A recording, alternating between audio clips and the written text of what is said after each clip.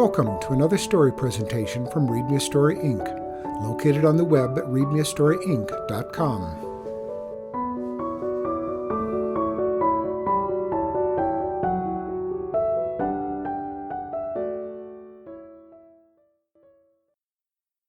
Gyffes Llaw by Sharon Bailey.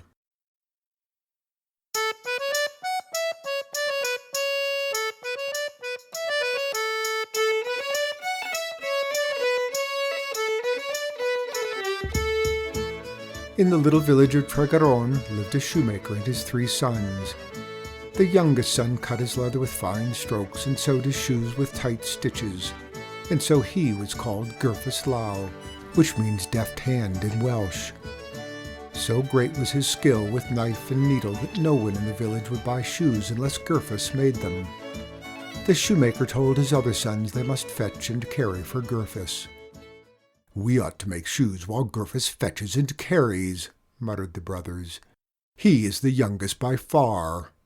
Let's sneak into his room this very night, bind him in his own bootlaces, and set him adrift on the river Gyffes." But that night Gyffes heard them coming. The brothers had cobbled their own shoes, and their shoes always creaked.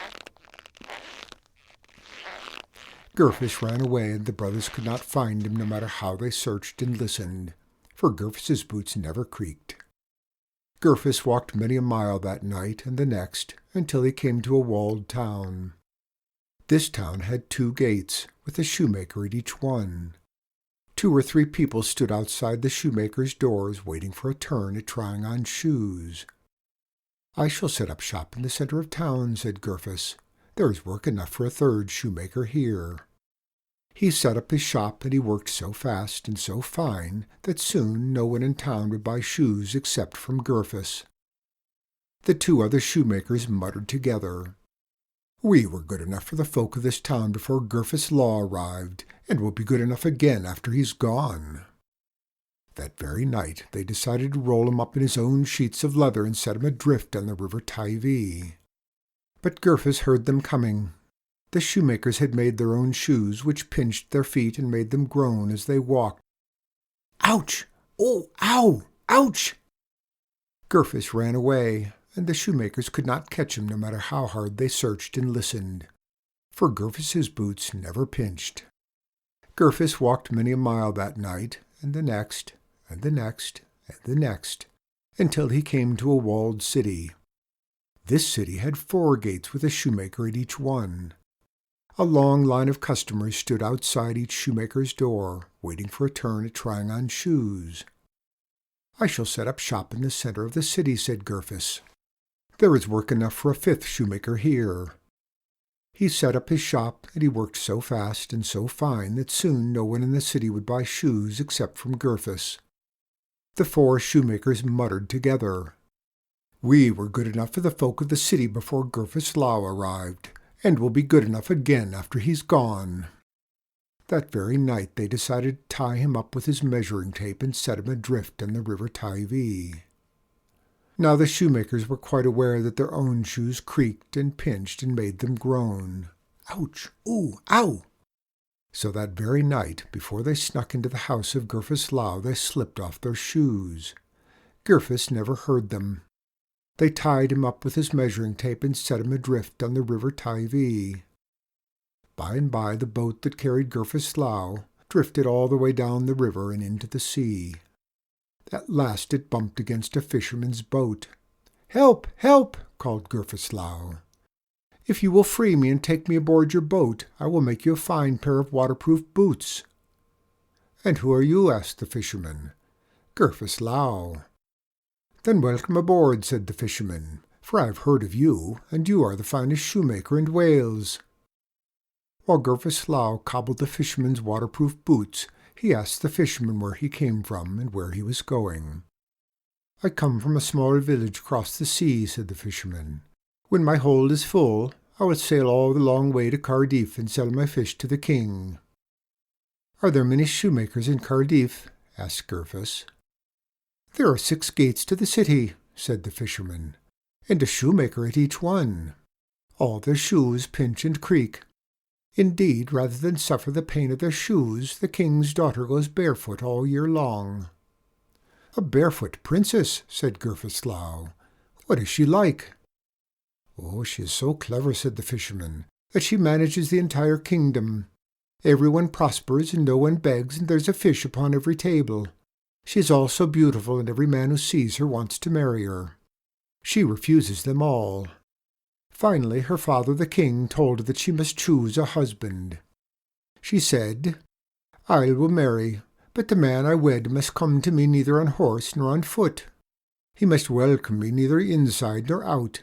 He must stand above me, yet remain beneath.' I wish that I knew such a man," said the fisherman. "I would send him to the princess and make his fortune." Gyffes thought about the princess while he measured and cut his leather and sewed and fitted the fisherman's boots. He thought about the princess while he laced the laces and oiled the seams so that never a drop of water could pass through. On the day he finished the waterproof boots, he said, "Fisherman, your hold is nearly full of bass and mackerel. Will you sail your boat to Cardiff right away? If you do, I will make a pair of sandals for your wife." "Done," said the fisherman, and he sailed to the city straight away. When they had anchored the bobbing craft at the pier, Gyffes Llaw said, "Fisherman, will you take this message to the castle for me? If you do, I will make another pair of boots for your son." "Done," said the fisherman. The fisherman took the message to the castle. It said, "Beautiful shoes, well priced, won't creak, won't pinch, Gyffes Llaw at the fisherman's boat." "I shall visit this shoemaker," said the princess. The fisherman hurried back to Gyffes Llaw with the news that the princess was coming. He found Gyffes building a trellis over the boat's deck, and under the trellis he had built a wooden seat. "What are you doing?" the fisherman asked angrily. "Pardon me, please," said Gyffes. "I will remove this trellis and seat tomorrow. Only let my work stand for one day, and I will make a fine pair of dancing shoes for your daughter." "Done," said the fisherman. Gyffes covered the trellis with flowers, bluebells, red comfrey, and marigolds. All day long he worked at his bench, measuring and cutting and stitching the most beautiful and softest pair of slippers he had ever made in his entire life.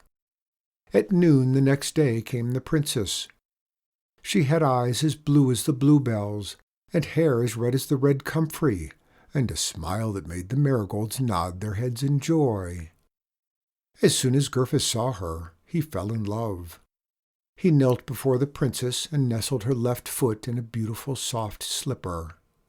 "How come you to Cardiff?" the princess asked. "I came by boat," he said. "I kneel here before you, having come neither by horse nor by foot."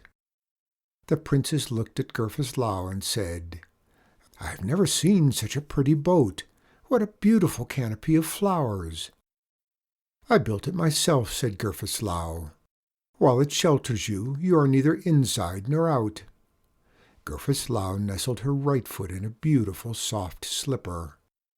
The princess looked at Gyffes Llaw and said, "This is the most comfortable bench."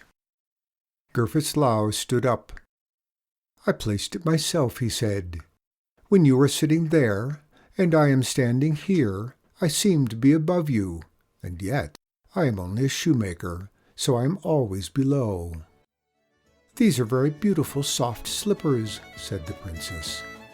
"They do not pinch, they do not creak. You are a fine and clever shoemaker, and I will marry you." And so they were married, Gyffes Llaw and the princess. They lived together in great love and content, and their children never wanted for anything, especially shoes.